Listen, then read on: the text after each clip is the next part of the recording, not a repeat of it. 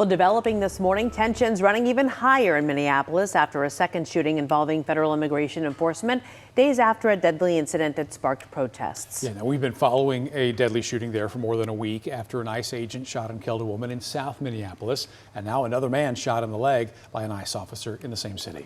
Tiffany Liu was in the studio this morning with us, and she's got more on the shooting and the new official reaction overnight. So what are folks saying? Yeah, well, Mark and Kara, a lot to unpack this morning. Minneapolis city leaders are urging calm after this second shooting involving an ICE agent in less than a week.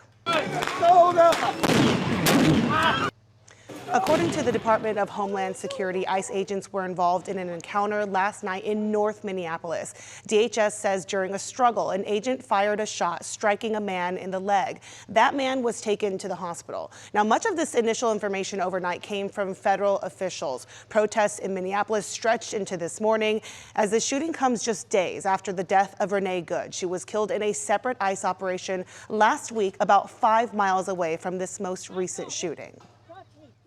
Actively dealing with protesters while trying to secure the scene. Multiple canisters of gas and flashbangs have been deployed on protesters that have shovels, etc. Late last night, the Minneapolis mayor and police chief held a press conference. They have called the actions by ICE unacceptable, urging protesters not to, quote, take the bait.